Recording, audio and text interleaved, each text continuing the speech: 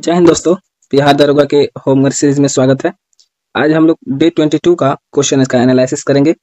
इससे पहले बता दें कि जो भी स्टूडेंट चैनल को सब्सक्राइब नहीं किए होंगे वो कर लेंगे ताकि वीडियो की अपडेट आपको जल्द से जल्द तक पहुंच सके। तो स्टार्ट करते हैं बिना समय गवाए। आज का पहला क्वेश्चन है, माई प्राइड माई स्कूल अभियान की शुरुआत किस राज्य में की गई है? तो अगर हम माई प्राइड और माई स्कूल अभियान की बात करें तो ये हिमाचल प्रदेश सरकार ने शुरू किया है और ये अभियान जो है 2024 में स्टार्ट की गई है। स्कूली छात्रों में शिक्षा के क्षेत्र में बढ़ावा देने के लिए ये अभियान चलाया गया है। दूसरे क्वेश्चन की ओर बढ़ते हैं। तो आज का दूसरा क्वेश्चन है, मेक इन इंडिया योजना के पूरक के रूप में किस एक पहल की शुरुआत की गई है? तो इसका आंसर हो जाएगा क्रिएट इंडिया चैलेंज पहल। और जो ये क्रिएट इंडिया चैलेंज पहल है, ये मेक इन इंडिया जो योजना भारत सरकार द्वारा लाई गई थी उसकी एक पूरक योजना है। अगर इस योजना की बात करें तो 2024 में इसका प्रारंभ किया गया है। वहीं अगर हम मेक इन इंडिया योजना की बात करें तो 28 सितंबर 2014 को स्टार्ट की गई थी। अगले क्वेश्चन की ओर बढ़ते हैं। तीसरा क्वेश्चन है, हाल ही में मध्य प्रदेश सरकार द्वारा महिलाओं के सर्वांगीण विकास हेतु किस सहायता योजना की शुरुआत की गई है? तो लाडली योजना जो है मध्य प्रदेश सरकार ने महिलाओं के सर्वांगीण विकास और उत्थान के लिए योजना शुरू की थी। और जो ये लाडली बहन योजना है, लाडली योजना, ये 2023 में स्टार्ट की गई थी और मध्य प्रदेश सरकार ने मैक्सिको से ये योजना ग्रहण किया है। वहीं अगर लाडली योजना की बात करें तो ये मध्य प्रदेश सरकार की महिलाओं के लिए सबसे बड़ी योजना है। वहीं अगर हम भारत की पूछे, भारत में महिलाओं की सबसे बड़ी योजना कौन सी है, तो ये सुभद्रा योजना हो जाएगी। आगे बढ़ते हैं नेक्स्ट क्वेश्चन की ओर। तो आज का चौथा क्वेश्चन है, WHO द्वारा कुष्ठ रोग को खत्म करने वाला दुनिया का पहला देश किसे घोषित किया गया? अगर हम कुष्ठ रोग की बात करें तो कुष्ठ रोग को खत्म करने वाला दुनिया का पहला देश जॉर्डन हो जाएगा। और ये कुष्ठ रोग जो होता है वो त्वचा से संबंधित रोग है और ये जीवाणु के कारण फैलने वाला एक रोग है। अगर हम कुष्ठ रोग की बात करें तो कुष्ठ रोग को कुंड रोग भी कहा जाता है। वहीं अगर हम WHO की बात करें तो WHO की स्थापना 7 अप्रैल को होती है। 7 अप्रैल 1948 को स्थापना किया जाता है। इसी कारण 7 अप्रैल को हम लोग विश्व स्वास्थ्य दिवस के रूप में मनाते हैं। वहीं WHO की अगर हेडक्वार्टर की बात करें तो इसका हेडक्वार्टर जिनेवा हो जाएगा। पांचवें क्वेश्चन की ओर बढ़ते हैं। नेक्स्ट क्वेश्चन है, विश्व स्वास्थ्य संगठन द्वारा मलेरिया मुक्त होने वाला 5वां अफ्रीकी देश कौन बना है? अगर विश्व स्वास्थ्य संगठन द्वारा मलेरिया मुक्त होने वाला 5वां अफ्रीकी देश पूछे तो ये मिस्र हो जाएगा। और मिस्र में ही भारत सरकार द्वारा आसवन बांध बनाया गया है और उसका नाम बदल करके ग्रैंड रेनेसा बांध कर दिया गया है। और ये आसवन बांध या फिर ग्रैंड रेनेसा जो बांध है ये नील नदी पे बना हुआ है। और अगर पूछे कि इजराइल को मान्यता देने वाला वर्ल्ड का पहला देश कौन सा है, तो ये मिस्र हो जाएगा। मिस्र ने ही इजराइल को पहली बार देश के रूप में मान्यता दिया था। आगे क्वेश्चन की ओर बढ़ते हैं। नेक्स्ट क्वेश्चन की ओर। पांचवा क्वेश्चन है, एक लंबी लड़ाई के बाद इस वर्ष भारत को कालाजार मुक्त घोषित किया गया तथा भारत कालाजार मुक्त होने वाला दूसरा देश बना है। तो कालाजार मुक्त होने वाला अगर देश के रूप में पूछे तो भारत को 2023 में घोषित किया गया है। वहीं अगर हम पोलियो मुक्त की बात करें तो पोलियो मुक्त भारत 2014 में हो गया था। वहीं अगर हम टीबी मुक्त की बात करते हैं तो टीबी मुक्त भारत 2025 में हो गया। वहीं अनीमिया मुक्त की बात करें तो अनीमिया के लिए भारत ने 2000। सातवें क्वेश्चन की ओर बढ़ते हैं। सातवां क्वेश्चन है, कानी परियोजना को कब मंजूरी प्रदान की गई और इस परियोजना में किन 2 देशों को शामिल किया गया? यहाँ देशों नहीं हो जाएगा, यहाँ राज्य हो जाएगा। ठीक है। तो अगर हम कानी परियोजना की बात करें, यह समुद्र के अंदर केबल तार बिछा कर शहरों को जोड़ने की एक योजना है और ये योजना जो है BSNL द्वारा चलाया जा रहा है। अगर हम 2 शहरों की बात करें तो चेन्नई और अंडमान निकोबार को केबल तार के द्वारा जोड़ा जा रहा है। वहीं 8वें क्वेश्चन की ओर बढ़ते हैं। 8वां क्वेश्चन है, किस योजना के तहत 26 फरवरी 2024 को नरेंद्र मोदी ने 2000 भारतीय रेल बुनियादी ढांचा परियोजना को आधारशिला रखी है? तो ये कौन सी परियोजना हो जाएगी? ये अमृत रेलवे परियोजना हो जाएगी। और इसको जो 26 फरवरी 2024 को नरेंद्र मोदी ने इसको परियोजना को आधारशिला रखी है। वहीं अगर इसकी बात पूछे तो 2021 में इसको स्टार्ट किया गया था और इसको जो है 2047 में इसका लक्ष्य रखा गया है। वहीं अगर पूछे तो ऑपरेशन कवच की बात पूछे, ऑपरेशन कवच किससे संबंधित है? तो ऑपरेशन कवच जो है भारतीय रेलवे से संबंधित है। भारतीय रेलवे द्वारा चलाया गया अभियान ऑपरेशन कवच है। अगले क्वेश्चन की ओर बढ़ते हैं। 9 नंबर क्वेश्चन है, तरुण प्लस योजना के तहत ऋण सीमा को 10 लाख से बढ़ाकर कितना कर दिया गया है? अगर तरुण प्लस योजना की बात करें तो उसमें ऋण दिया जाता है, ऋण जो है 10 लाख से बढ़ा के 20 लाख कर दिया जाता है। और ये एक मुद्रा योजना का ही भाग है। तो अगर पूछे कि भारत में मुद्रा योजना कब लाई गई थी, तो भारत में मुद्रा योजना 2015 में लाई गई थी। 10वां क्वेश्चन है, वेनगंगा और जलगंगा नदी जोड़ो परियोजना को किस राज्य द्वारा अनुमति प्रदान की गई है? अगर वेनगंगा और जलगंगा नदी जोड़ो परियोजना की बात करें तो यह महाराष्ट्र सरकार द्वारा अनुमति प्रदान की गई है। अगर हम वेनगंगा की बात करें तो वेनगंगा गोदावरी की सहायक नदी हो जाएगी और जल गंगा की बात करें तो ये ताप्ती की सहायक नदी हो जाएगी। आगे बढ़ते हैं 11वें क्वेश्चन की ओर। 11वां क्वेश्चन है, फर्स्ट वार ऑफ इंडिपेंडेंस पुस्तक किसके द्वारा लिखी गई थी? अगर फर्स्ट वार ऑफ इंडिपेंडेंस पुस्तक के लेखक की बात करें तो ये बी.डी. सावरकर हो जाएगी। और इन्होंने 1857 में हुई जो क्रांति उसको फर्स्ट वार ऑफ इंडिपेंडेंस पुस्तक के द्वारा वर्णन किया है। आगे बढ़ते हैं 12 नंबर क्वेश्चन की ओर। 12 नंबर क्वेश्चन है, कृत्रिम ग्रेफाइट किस विधि से तैयार किया जाता है? अगर हम कृत्रिम ग्रेफाइट की बात करें तो ये एचिसन विधि द्वारा तैयार किया जाता है। आगे बढ़ते हैं 13 नंबर क्वेश्चन की ओर। 13 नंबर क्वेश्चन है, संसद के दोनों सदनों से पारित बिल पर किसके हस्ताक्षर से वह कानून रूप ले लेता है? अगर हम संसद के किसी भी सदन से कोई बिल पारित होता है, या फिर राज्यसभा से हो या फिर लोकसभा से, तो अंतिम रूप से उसमें राष्ट्रपति का हस्ताक्षर होता है और उसके बाद वह बिल जो है वो एक एक्ट बन जाता है, अधिनियम बन जाता है। आगे बढ़ते हैं 14 नंबर क्वेश्चन की ओर। 14 नंबर क्वेश्चन है, सिंधु सभ्यता का पूरा स्थल जो कोटजी है कहाँ अवस्थित है? अगर हम कोटजी की बात करें तो यह सिंधु क्षेत्र में अवस्थित है। और वहीं अगर हम रोपड़ की बात करते हैं, रोपड़ पंजाब क्षेत्र में अवस्थित है। और वहीं सोपानी मांडो की बात करें तो यह पाकिस्तान क्षेत्र में अवस्थित है। वहीं अतिरंजी खेड़ा की बात करें तो यूपी क्षेत्र में अवस्थित है। वहीं अगर हम बात करते हैं आलमगीरपुर में, आलमगीरपुर भी यूपी में अवस्थित है। वहीं अगर हम बात करते हैं राखीगढ़ी की तो यह हरियाणा में अवस्थित है। आगे बढ़ते हैं 15 नंबर क्वेश्चन की ओर। 15 नंबर क्वेश्चन है, प्रस्तावना संविधान का अभिन्न हिस्सा है और संशोधन योग्य है, यह कथन सर्वोच्च न्यायालय ने किस वाद में किया है? तो केशवानंद भारती वाद जो 1973 में सुप्रीम कोर्ट द्वारा दिया गया, इसमें सुप्रीम कोर्ट द्वारा कहा गया कि प्रस्तावना जो है एक संविधान का हिस्सा है और अगर संसद चाहे तो इसमें संशोधन भी कर सकता है। और केशवानंद भारती वाद जो था इसमें सुप्रीम कोर्ट की सबसे बड़ी बेंच बैठी थी और 7:6 से यह जो केशवानंद भारती वाद को है समर्थन सुप्रीम कोर्ट द्वारा दिया गया। और उसके तहत जो 42वां संविधान संशोधन 1976 है जो है पहली बार प्रस्तावना में संशोधित किया गया। वहीं 16 नंबर क्वेश्चन देखते हैं। 16 नंबर क्वेश्चन है, मानव शरीर के किस अंग द्वारा पित्तरस का निर्माण होता है? तो अगर हम पित्तरस के निर्माण की बात करें तो ये लीवर द्वारा होता है। वहीं अगर पित्तरस की प्रकृति पूछे, पित्तरस की प्रकृति क्या होती है, तो पित्तरस की प्रकृति जो है क्षारीय होती है। आगे बढ़ते हैं नेक्स्ट क्वेश्चन की ओर। 17 नंबर क्वेश्चन है, निम्नलिखित में से कौन सा जैविक घटक है? छांटिए। जैविक घटक यानी सजीव को छांटना है। तो अगर हम उपभोक्ता जो को देखें, उपभोक्ता में प्राथमिक, सेकेंडरी और टर्शियरी आते हैं, तो ये जो है ये जैविक घटक है। अगर और सबको देखें, प्रकाश, तापमान, आर्द्रता और जल, ये सारे अजैविक घटक है। आगे बढ़ते हैं नेक्स्ट क्वेश्चन की ओर। 18 नंबर क्वेश्चन है, डीएनए और आरएनए की खोज क्रमशः कब और किसके द्वारा की गई? अगर हम डीएनए की खोज की बात करें तो 1869 में होती है। वहीं अगर आरएनए की खोज की बात करें तो 1868 में होती है। और इस दोनों की जो खोज है फ्रेडरिक मिशर द्वारा किया गया। आगे बढ़ते हैं 19 नंबर क्वेश्चन की ओर। किसी पदार्थ को ऊष्मा तरंगों के संचार द्वारा सीधे गर्म होने की प्रवृत्ति को क्या कहते हैं? तो अगर किसी पदार्थ जो है अगर ऊष्मा तरंगों के संचार द्वारा सीधे गर्म होने की जो प्रवृत्ति है वो विकिरण कहलाती है।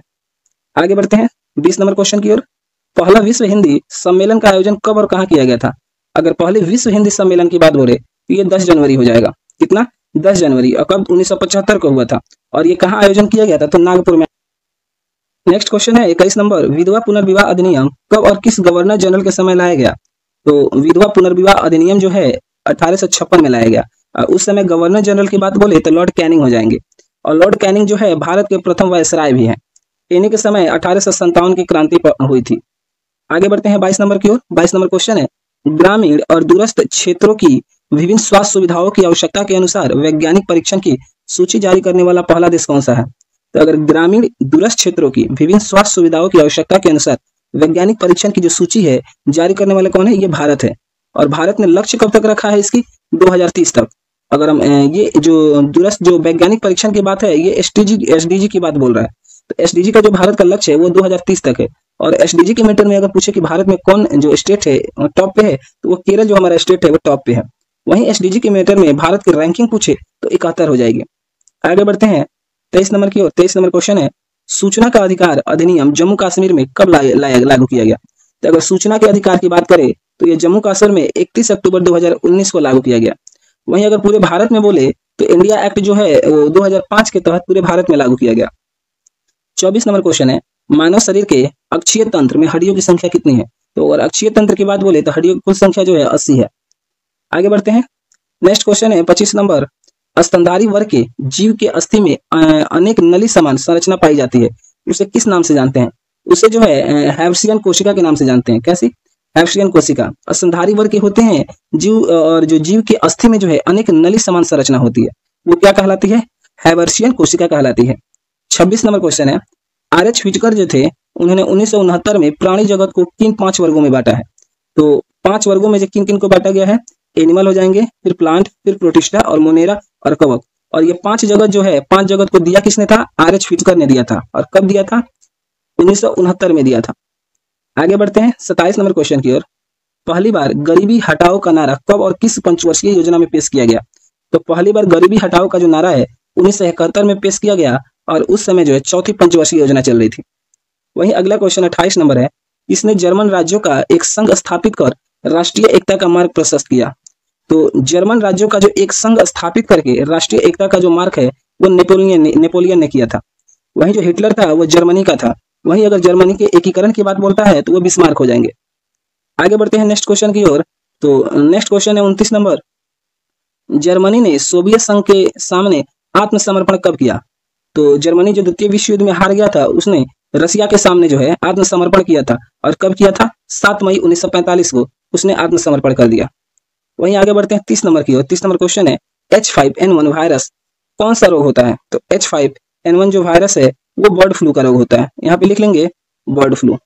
ठीक है, आगे बढ़ते हैं। अगर वहीं बोले H1N1 की बात, H1N1 जो है स्वाइन फ्लू का रोग होता है। आगे बढ़ते हैं 31 नंबर क्वेश्चन की ओर। डायटम, यूग्लिना और प्लाज्मोडियम जंतु जगत के किस संघ में आते हैं? तो डायटम बोले या फिर यूग्लिना बोले या फिर प्लाज्मोडियम बोले, ये जंतु जगत के जो प्रोटिस्टा के अंतर्गत आते हैं।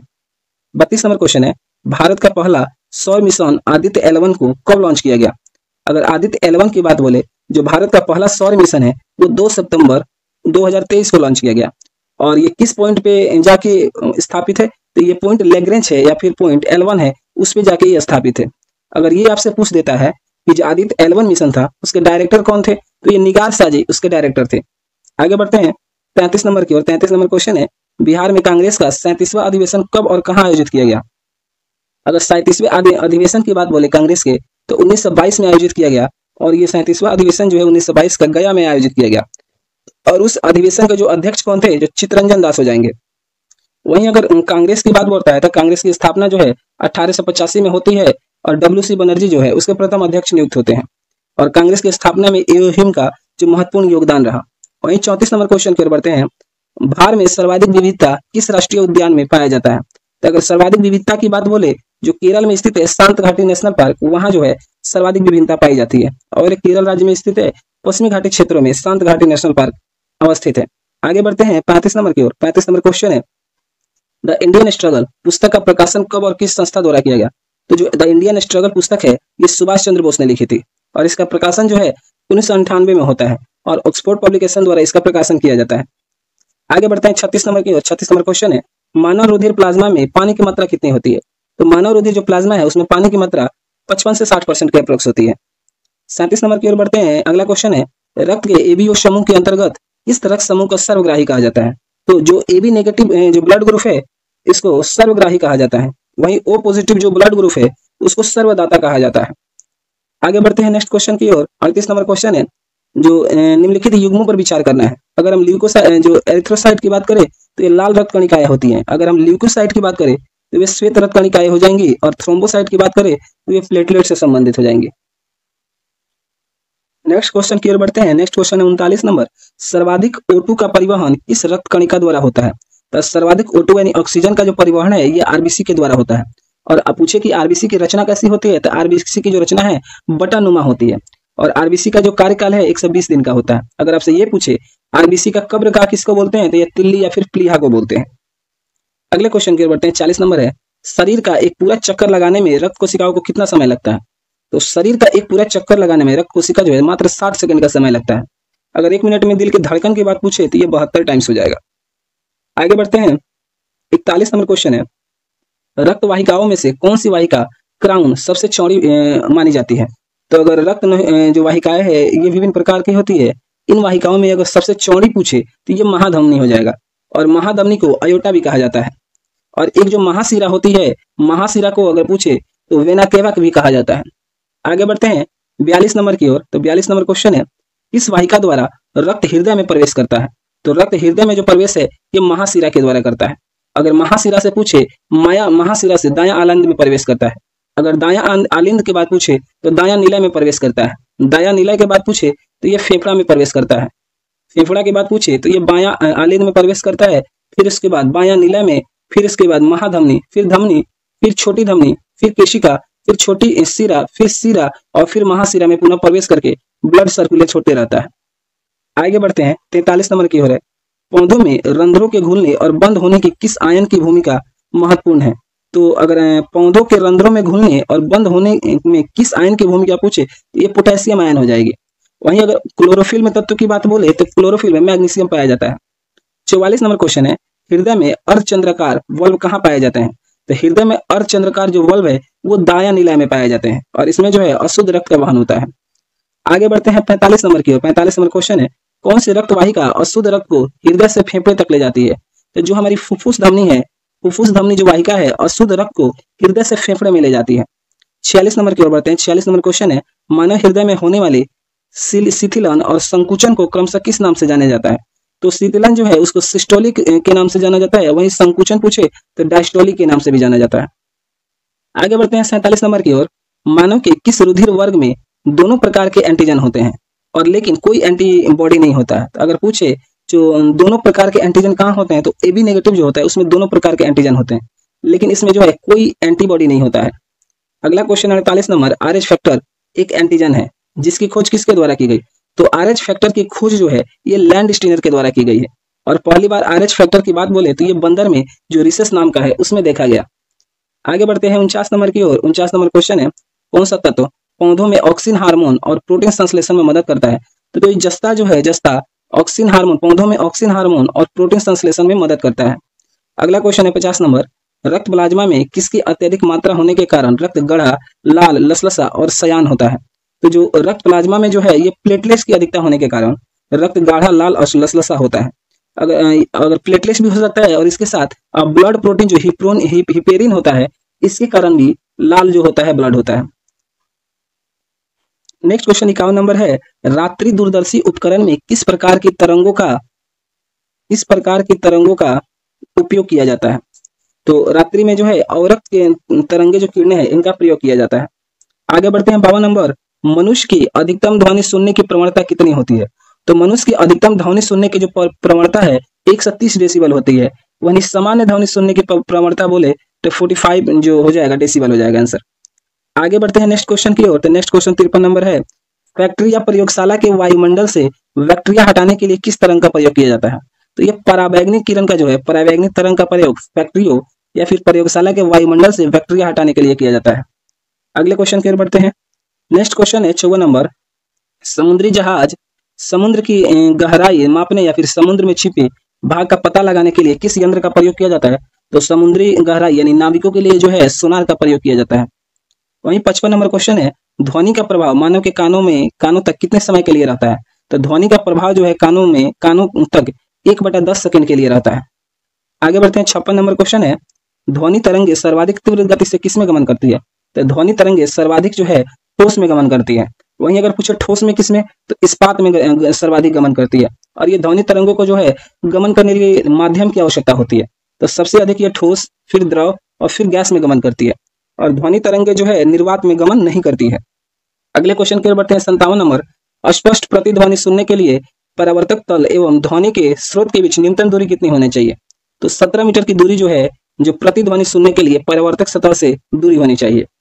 आगे बढ़ते हैं 58 नंबर की ओर। 58 नंबर क्वेश्चन है, बादलों की बिजली के चमक के काफी समय बाद इसकी गर्जन सुनाई देती है, ऐसा क्यों होता है? तो जो ध्वनि का जो स्पीड होता है वो प्रकाश के स्पीड से काफी कम होता है। तो ध्वनि के स्पीड की बात बोले तो 330 मीटर पर सेकंड, वहीं प्रकाश की जो स्पीड है 3 × 10⁸ मीटर पर सेकंड होता है। आगे बढ़ते हैं 59 नंबर की ओर। सामान्य ताप और सामान्य दाब पर कितनी अवस्थाओं में पाया जाता है? तो सामान्य ताप और दाब पर पदार्थ की जो है 3 अवस्थाएं होती है। कौन कौन? ठोस, द्रव और गैस। तो हमारा नेक्स्ट क्वेश्चन है 60 नंबर, आधुनिक आवर्त सारणी में कितने ऐसे तत्व हैं जो सामान्य ताप और दाब पर गैसीय अवस्था में पाए जाते हैं? तो टोटल जो है 11 तत्व है, 5 जो तत्व है और जो 6 जो है ये नोबल गैसेज जो है ये सामान्य ताप और दाब पर गैसीय अवस्था में पाए जाते हैं। नेक्स्ट क्वेश्चन 61 नंबर है, परम शून्य ताप का मान डैश होता है तथा यह गैस की प्रकृति और दाब पर निर्भर नहीं करता। तो अगर पूछे जे परम शून्य ताप कितना होता है तो ये -273 डिग्री सेल्सियस जो है परम शून्य ताप होता है और इस ताप पे जो है गैस की प्रकृति और दाब जो पर जो है निर्भर नहीं करता है। आगे बढ़ते हैं। 62 नंबर क्वेश्चन है, जीडीपी के मूल्यह्रास वाले हिस्से को घटाया जाता है तब बचा हुआ हिस्सा क्या कहलाता है? तो अगर हम जीडीपी में से मूल्यह्रास को घटा देते हैं तो हमारा एनडीपी निकल जाता है जो एक शुद्ध होता है। आगे बढ़ते हैं नेक्स्ट क्वेश्चन की ओर। 63 नंबर क्वेश्चन है, जनगणना का महाविभाजक वर्ष जो है किसे कहा जाता है? तो जनगणना का जो महाविभाजक है जो 1921 को कहा जाता है, और पहली बार जातीय जनगणना की बात बोले तो 1931 हो जाएगा। वहीं आपसे ये पूछ दे कि पहली बार जनगणना कब हुई थी तो 1872 हो जाएगी। वहीं पूछे पहली बार अगर दशकीय जनगणना की बात बोले तो 1881 हो जाएगी। आगे बढ़ते हैं 64 नंबर की ओर। 64 नंबर क्वेश्चन है, कितने आयु वर्ष के लोग भारत में कार्यशील जनसंख्या में शामिल होते हैं? तो भारत में है जो कार्यशील जनसंख्या की बात बोले तो 15 साल से 59 साल के व्यक्ति जो है कार्यशील जनसंख्या के अंतर्गत आते हैं। आगे बढ़ते हैं 65 नंबर क्वेश्चन की ओर। सर्वोदय योजना कब और किसके द्वारा चलाई गई? तो सर्वोदय योजना की बात बोले तो 1950 में चलाई गई, और ये किसके द्वारा चलाई गई? तो जो जयप्रकाश नारायण थे उनके द्वारा ये जो सर्वोदय योजना जो है चलाई गई थी। अगला क्वेश्चन है 66 नंबर, भारत का थिंक टैंक और सुपर कैबिनेट के नाम से किसे जाना जाता है? तो भारत का जो थिंक टैंक है या सुपर कैबिनेट इसको जो है नीति आयोग के नाम से जाना जाता है, और नीति आयोग की स्थापना बोले तो 2015 में होती है। तो जो पहले की जो योजना आयोग थी, योजना आयोग को ही 2015 में नाम बदल के नीति आयोग कर दिया गया। आगे बढ़ते हैं 67 नंबर की ओर। 67 नंबर क्वेश्चन है, सामुदायिक विकास कार्यक्रम की शुरुआत कब और किसके द्वारा की गई? तो सामुदायिक विकास कार्यक्रम जो है वो 1952 में नेहरू के द्वारा इसकी स्थापना की गई, और सामुदायिक जो विकास कार्यक्रम है ये नीति जो योजना आयोग थी, योजना आयोग को जो निरीक्षण है उसके लिए भी सामुदायिक विकास कार्यक्रम की स्थापना की गई थी। आगे बढ़ते हैं 68 नंबर की। 68 नंबर क्वेश्चन है, भारत में रुपए का अवमूल्यन अब तक कितनी बार किया गया है? तो भारत में रुपए का जो अवमूल्यन है अभी तक 3 बार किया गया है। ये पहली बार 1949, फिर 1966 और फिर 1991 में किया गया। और अगर हम 1991 में बात करें तो 1991 में ही एलपीजी को लाया गया था, और एलपीजी को लाने में महत्वपूर्ण योगदान की बात बोले तो ये मनमोहन सिंह हो जाएगा। अगले क्वेश्चन की ओर बढ़ते हैं। नेक्स्ट क्वेश्चन है 69 नंबर, कौन सी पंचवर्षीय योजना हेराल्ड डोनर मॉडल पर आधारित थी? तो जो पहली पंचवर्षीय योजना थी जिसका कार्यकाल 1951 से 1956 था वो हेराल्ड डोनर मॉडल पर आधारित थी। आगे बढ़ते हैं नेक्स्ट क्वेश्चन की ओर। नेक्स्ट क्वेश्चन है, राउरकेला इस्पात संयंत्र की स्थापना किस पंचवर्षीय योजना के तहत की गई? तो राउरकेला जो इस्पात संयंत्र थी इसकी जो स्थापना है ये दूसरी पंचवर्षीय योजना के तहत हुई, और दूसरी पंचवर्षीय योजना बोले तो 1956 से 61 तक हो जाएगा। अगला बोलते हैं जो अगला क्वेश्चन है 71 नंबर, आवर्ती योजना यानी रोलिंग प्लान का प्रतिपादन किसके द्वारा किया गया? तो अगर रोलिंग प्लान का प्रतिपादन बोले तो ये गुरनान मॉडल के द्वारा किया गया, और रोलिंग प्लान की बात बोले तो 1978 से 80 हो जाएगा। आगे बढ़ते हैं 72 नंबर की ओर। 72 नंबर क्वेश्चन है, भारत में आयात निर्यात बैंक की स्थापना किस अधिनियम के तहत की गई? तो भारत में आयात निर्यात जो बैंक की स्थापना है एक्ट 1981 के द्वारा की जाती है। वहीं अगला क्वेश्चन है 73 नंबर, राव मनमोहन मॉडल को किस वर्ष पेश किया गया? तो अगर राव मनमोहन मॉडल की बात करें तो 1991 हो जाएगा, और इसी समय जो एलपीजी को लाया गया था, और एलपीजी को लाने में जो मनमोहन सिंह थे उनका प्रमुख योगदान रहा। आगे बढ़ते हैं 74 नंबर क्वेश्चन की ओर। 74 नंबर क्वेश्चन है, इस पंचवर्षीय योजना को अवसंरचना योजना भी कहा जाता है? तो जो 7वीं पंचवर्षीय योजना थी उसको अवसंरचना योजना भी कहा जाता है।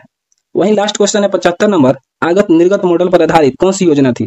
तो अगर आगत निर्गत मॉडल की बात बोले तो इस पे जो है 6ठी पंचवर्षीय योजना थी। अगर आपको वीडियो अच्छी लगी तो लाइक सब्सक्राइब करेंगे, और अगले दिन का जो होमवर्क सीरीज है वो करंट में आप देख लेंगे 116 से 120 पेज, क्वेश्चन बैंक में 311 से 320, हिस्ट्री में 1905 से 1920 तक के राष्ट्रीय आंदोलन, पॉलिटी की बात करें तो भारत के उपराष्ट्रपति, ज्योग्राफी की बात करें तो भारत की प्राकृतिक वनस्पति, और स्टैटिक जीके की बात करें तो खेल और खिलाड़ियों की संख्या। अगर आपको वीडियो अच्छी लगी तो लाइक सब्सक्राइब करेंगे। मिलते हैं नेक्स्ट वीडियो में। Thank you.